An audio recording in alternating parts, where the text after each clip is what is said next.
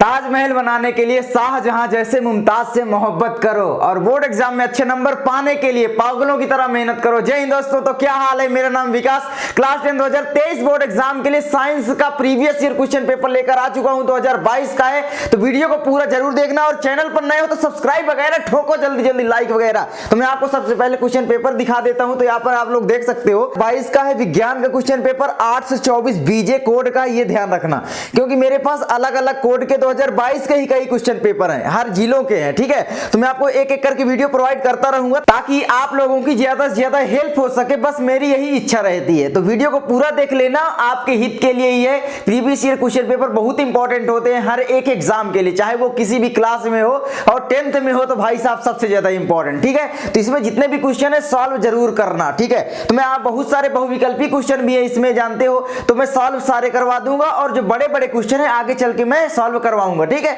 तो यहां पर आप लोग देखो, सबसे पहले ये जो कोड है यहां पर 2022 का विज्ञान का, कुछ नहीं बताऊंगा, वही सब कुछ सेम रहता है। आपकी बात बस बदलाव हुआ है थोड़ा सा कि भाई 20 नंबर के बहुविकल्पी प्रश्न आएंगे, तो इसमें बहुविकल्पी प्रश्न अभी भी हैं। ठीक है, अभी 10 लगभग बहुविकल्पी प्रश्न हैं इसमें। तो यहां पर आप देखो सबसे पहला क्वेश्चन क्या है कि भाई वायु के सापेक्ष माध्यम का अपवर्तनांक होता है। तो वायु के सापेक्ष माध्यम का अपवर्तनांक होता है किसका सबसे ज्यादा, कि जल का या हीरा का या कांच का या तारपीन का, तेल का।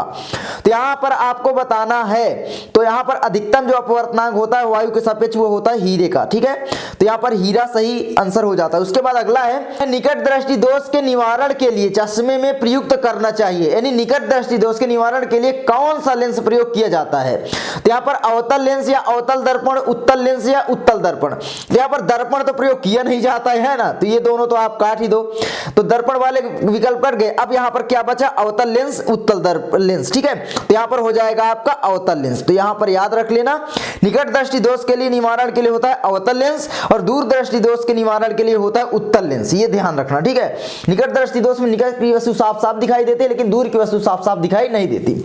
उसके बाद ग नंबर है चुंबकीय बल रेखाएं क्या होती हैं, सदैव समांतर होती है या फिर एक बिंदु पर मिलती हैं या फिर एक दूसरे को कभी नहीं काटती या फिर परस्पर काटती हैं। तो यहां पर जल्दी से बताओ मुझे, तो मैं आपको बता दूं एक दूसरे को कभी नहीं काटती। ठीक है, तो जो भी आपकी चुंबकीय बल रेखाएं होती हैं एक दूसरे को कभी नहीं काटती हैं।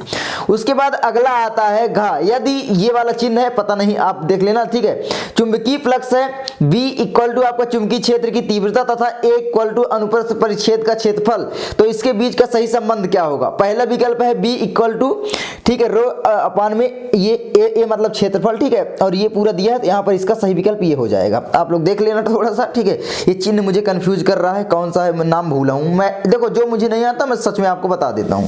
ठीक है, उसके बाद आपका आता है दूसरे का यहाँ पर आपका 2-2 नंबर के क्वेश्चन आते हैं। ठीक है, तो यहाँ पर क्या होगा, अवतल दर्पण के मुख्य अक्ष पर ध्रुव से 30 सेंटीमीटर की दूरी पर स्थित वस्तु का प्रतिबिंब वस्तु पर ही बनता है, दर्पण की फोकस दूरी क्या है। तो यहाँ पर ये आपको सॉल्व करना पड़ेगा, 2 नंबर आपका फिक्स हो जाएगा, मैं सॉल्व करवा दूंगा। ठीक है, जल्दी ही।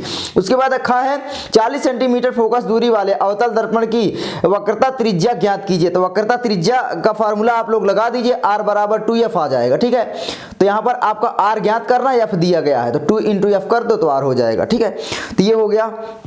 तो आगे बढ़ते हैं, आगे आपका आता है गा, वाहनों में उत्तल दर्पण का उपयोग क्यों किया जाता है। तो वाहनों में उत्तल दर्पण का उपयोग क्यों किया जाता है आपको बताना पड़ेगा, ये बहुत ही इंपॉर्टेंट क्वेश्चन है सारे के सारे।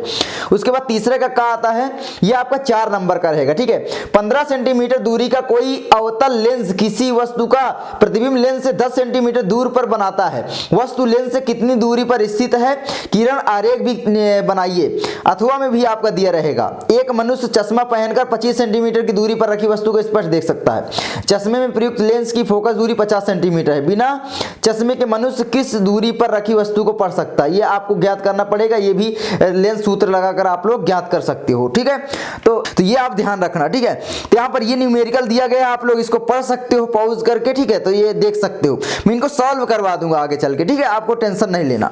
उसके बाद आगे बढ़े, आगे आपका आता है चौथा, देखिए विद्युत धारा के चुंबकीय प्रभाव से आप क्या समझते हैं। एक लंबे सीधे धारावाही चालक द्वारा उत्पन्न विद्युत क्षेत्र की तीव्रता किन किन बातों पर निर्भर करती है, चुंबकीय क्षेत्र की दिशा के लिए नियम लिखिए। तो ये 7 नंबर का क्वेश्चन आता है। विद्युत मोटर क्या है, यानी सिद्धांत क्या है, इसकी रचना का सचित्र वर्णन कीजिए, इसकी कार्यविधि समझाइए एवं विद्युत मोटर का उपयोग लिखिए। तो यहाँ पर ये भी 7 नंबर का, दोनों में से किसी एक को करना होगा, ठीक है। उसके बाद अब आपका आ जाता है केमिस्ट्री। केमिस्ट्री में आपको पहला यहाँ पर विकल्प दिया गया है, शुद्ध जल का पीएच मान है। तो शुद्ध जल का पीएच मान क्या हो जाएगा, यहाँ पर पहला विकल्प है 0, दूसरा है 1 और तीसरा 7 और 14। तो क्या हो जाएगा, शुद्ध जल जो होता है आप जानते हो उदासीन होता है, उदासीन का पीएच मान क्या होता है, 7 होता है, ठीक है। तो यही 7 आपका राइट आंसर हो जाएगा। तो ये आप लोग ध्यान रखना, क्योंकि भाई जो भी पीएच स्केल होता है 1 से 14 तक बनी होती है, तो 7 उदासीन होता है और 7 से कम अम्लीय और 7 से अधिक क्षारीय, ठीक है। तो ये ध्यान रखना। उसके बाद है अम्ल से हाइड्रोजन हटाने वाला धातु है। तो अम्ल से हाइड्रोजन कौन सा धातु हटा सकता है, तो पहला यहाँ पर दिया है जिंक, कापर, Ag या Hg यानी मरकरी, ठीक है, और ये चांदी। तो यहाँ पर हो जाएगा जिंक यानी Zn, यानी इसको जस्ता भी बोलते हैं।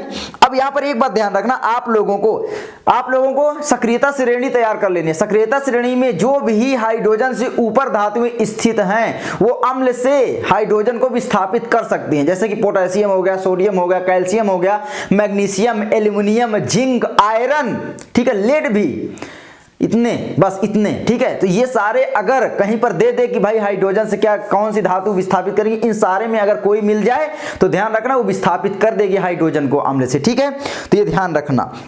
तो आगे बढ़े तो याद कर लेना, मैंने बता दिया। उसके बाद गा है प्रोपेन का रासायनिक सूत्र है, तो मेथ एथ प्रोप, यानी 3 कार्बन है, तो 3 कार्बन कहां पर है, ये 3 कार्बन है, तो C3H8, ठीक है। उसके बाद आगे बढ़े, आगे आपका आता है 6वां, निम्नलिखित यौगिक की IUPAC प्रणाली में नाम लिखिए। तो ये CH3, CH2, CH2, CH3, CH3, COOH, इनका आपको IUPAC में नाम लिखना है। मैं आपको आगे चल के आपको बता दूंगा, ठीक है। तो आगे बढ़े, अब मैं देखो केवल बहुविकल्पी ही सॉल्व करवा रहा हूं, तो बहुविकल्पी ही सॉल्व करवाऊंगा, है ना। उसके बाद आपका ये देखिए मेंडलीव का आवर्त नियम क्या है, इसकी व्याख्या कीजिए। उसके बाद ग नंबर क्वेश्चन, इन सारों को लिख लीजिए और इनका आंसर भी गूगल से कहीं से भी ढूंढो, जल्दी से याद कर लो अगर मैं वीडियो न दे पाऊं, ठीक है। तो आप लोग तैयार करते रहो। निम्नलिखित रासायनिक अभिक्रियाओं को पूर्ण कीजिए, तो आपको रासायनिक अभिक्रिया पूर्ण करना पड़ेगा, आप लोग देख सकते हो, है ना। उसके बाद धावन सोडा तथा मीठा सोडा का नाम तथा रासायनिक सूत्र लिखिए। बहुत ही इंपॉर्टेंट क्वेश्चन है सारे के सारे। यहाँ पर द्विविस्थापन अभिक्रिया को उदाहरण देकर स्पष्ट कीजिए, ये भी बहुत इंपॉर्टेंट है। उसके बाद संचारण क्या है, उदाहरण द्वारा समझाइए, है ना। संचारण क्या है, तो यहाँ पर बस जंग लगना जो भी है ना, ऑक्सीकरण हो जाता है, ऑक्सीजन से मिल जाता है, लोहा वगैरह में जंग जो लगता है वही संचारण है, यानी धातुएं नष्ट होने लगती हैं। और द्विविस्थापन अभिक्रिया में उसके क्या है, आदान प्रदान होता है ना, आयनों के समूह का। उसके बाद आगे बढ़े, खा है साबुनीकरण पर संक्षिप्त टिप्पणी लिखिए। ये बहुत इंपॉर्टेंट क्वेश्चन है और हर साल एग्जाम में आता है। उसके बाद आवर्त सारणी में आवर्त तथा समूह को परिभाषित कीजिए। आवर्त और समूह का परिभाषित करना है, बहुत ही सिंपल है, मैं आपको सारे बता दूंगा। उसके बाद अथवा में है निम्नलिखित पर संक्षिप्त टिप्पणी लिखिए। पहला रेडॉक्स अभिक्रिया पर, सजातीय श्रेणी पर, मेंडलीव की आवर्त सारणी की विशेषताओं पर। इन दोनों में से किसी एक को करना होगा, है ना। तो अथवा में भी दिया रहता है, सबसे अच्छी बात यही होती है बोर्ड एग्जाम में, तो ये ध्यान रखना। तो भाई मुझे लगता है ये सरल है, अगर आपको ये सरल लगता है तो ये कर सकते हो। तो इन सारों को तैयार कर लो, कोई मतलब बोर्ड एग्जाम में 100% इनमें से आने वाले हैं क्वेश्चन, ये आपको ध्यान रखना है। प्रीवियस ईयर के जितने भी क्वेश्चन है इनको तैयार कर लो, गांठ बांध लो कि भाई मुझे ये तैयार करना है, वरना फिर बोर्ड एग्जाम में आप एक्सपेक्ट मत करो कि भाई 80% आ जाएंगे। अभी भी 1 महीने टाइम है और 1 महीने में पढ़कर 80% लिख कर ले लो, गारंटी के साथ आ जाएंगे। बस जो मैं बताता हूं वो फॉलो करते जाओ, इनको आप लोग तैयार कर लो, चाहे रटो चाहे जैसे, रात दिन पढ़ो लेकिन पढ़ो, ठीक है, आएंगे 80% तुम्हारे। उसके बाद आगे बढ़े, आगे आपका क्या आता है, देखिए गा, यहाँ पर आपके जीव विज्ञान आ जाती है, 9वां है ना का। वह प्रक्रियाएं जिनमें जटिल कार्बनिक अणु सरल अणुओं में टूटते हैं, तो क्या कहलाती हैं वो अभिक्रियाएं, उपचयी अभिक्रियाएं या अपचयी अभिक्रियाएं या एक या दो दोनों, सामान्य अभिक्रियाएं। तो यहाँ पर याद रखना कौन सी अभिक्रियाएं कहलाती हैं, अपचयी अभिक्रियाएं, ठीक है, तो ये आप याद कर लेना। उसके बाद आगे बढ़े, चर्मदाह या पहलाग्रह रोग निम्नलिखित में से किस विटामिन की कमी से होता है। तो यहाँ पर विटामिन B1, विटामिन B2 या विटामिन B5 या विटामिन B12। तो यहाँ पर याद रखना जो चर्मदाह यानी पहलाग्रह रोग होता है वो होता है विटामिन B3 की कमी से। यहाँ पर मिसप्रिंट हुआ है। एक बात मुझे समझ में नहीं आती यार, कभी नहीं आती कि भाई यूपी बोर्ड हर एक मॉडल पेपर में कोई ना कोई गलती क्यों करता है। भाई नशे खाकर मॉडल पेपर बनाते हो क्या? इसमें सर्च करो अभी आप तो पाओगे कि भाई B3 की कमी से ये पहलाग्रह रोग होता है, और यहां पर वो है ही नहीं भाई साहब, इनके अलग ही नशे चल रहे हैं। भाई सुधरो सुधरो कम से कम, मैं अब क्या कहूं यार। चलो आप लोग यहां पर देख लो, ठीक है। तो यही है, बच्चा क्या करेगा जब तुम ही गलती कर रहे हो तो बच्चा गलती नहीं करेगा, समझ में नहीं आता। उसके बाद ग नंबर है, हीमोग्लोबिन महत्वपूर्ण भूमिका निभाता है। तो किसमें निभाता है? श्वसन में, उत्सर्जन में, पाचन में या पोषण में। तो हीमोग्लोबिन जो है वो श्वसन में महत्वपूर्ण भूमिका निभाता है। तो यहाँ पर ये B3 याद करना, विटामिन B3 की कमी, ठीक है। इसको नियासिन भी बोलते हैं। क्या बोलते हैं? नियासिन। तो याद कर लेना नियासिन, ठीक है, नियासिन। उसके बाद आगे बढ़े, आगे आपका है घा, तो नियासिन भी बोल सकता है, यहाँ पर आ सकता था। उसके बाद फ्लोएम द्वारा भोजन का स्थानांतरण होता है। तो किसके द्वारा होता है? फ्लोएम द्वारा भोजन का स्थानांतरण, प्रोटीन के रूप में या फिर वसाओं के रूप में या फिर सुक्रोज के रूप में या फिर वसी अम्लों के रूप में। तो यहाँ पर याद रखना सुक्रोज के रूप में। उसके बाद ये दो नंबर वाले क्वेश्चन है। 10वां देखो, पहला कि लार में कौन सा एंजाइम पाया जाता है और वह किसका पाचन करता है, ठीक है। तो लार में कौन सा एंजाइम पाया जाता है आपको बताना पड़ेगा, 2 नंबर मिल जाएगा। परागकण का एक नामांकित चित्र बनाइए। पुनरुद्ध भवन किसे कहते हैं? कोई 2 उदाहरण दीजिए। एक संकर तथा द्विसंकर संकरण से आप क्या समझते हैं? अथवा में भी दिया रहेगा 3 नंबर वाले में, 3 नंबर का क्वेश्चन है ना। लिंग संलग्न रोग क्या है? किन्हीं 2 लिंग संलग्न रोगों के नाम बताइए, ठीक है। तो लिंग संलग्न रोगों के नाम बताना है। भाई लिंग संलग्न क्या है? जब 2 लोगों को मतलब अपोजिट जेंडर मिलते हैं, है ना, उनके बीच में संभोग होता है, तो वहां पर जो भी रोग पैदा होते हैं उसी को बोलते हैं लिंग संलग्न रोग। मतलब जब एक दूसरे के लिंग के द्वारा रोग आदान प्रदान होता है, ठीक है। तो ये आप याद रखना, स्त्री पुरुष के बीच, ठीक है। उसके बाद गा है, दोहरा संचरण क्या है? स्पष्ट कीजिए। या फिर अथवा, ये इंपॉर्टेंट क्वेश्चन है। परिवार नियोजन से आप क्या समझते हैं? परिवार नियोजन की किन्हीं 2 विधियों का वर्णन कीजिए। बहुत ही इंपॉर्टेंट क्वेश्चन है, हर साल एग्जाम में मैंने देखा है, हर एक क्वेश्चन पेपर में ये क्वेश्चन आया हुआ है, तो इसे तो आप जरूर तैयार कर लो। उसके बाद आगे आता है, पुमंग तथा जायांग में अंतर बताइए, दोनों के कार्य समझाइए तथा परागकण तथा निषेचन में विभेद कीजिए। अथवा भी दिया रहेगा, ठीक है। अथवा में क्या दिया? ये देखो 7 नंबर वाला क्वेश्चन है। एक संकर क्रॉस के द्वारा मेंडल के पृथक्करण नियम को समझाइए तथा उससे प्राप्त पीढ़ी की जीन प्रारूप तथा लक्षण प्रारूप भी बताइए।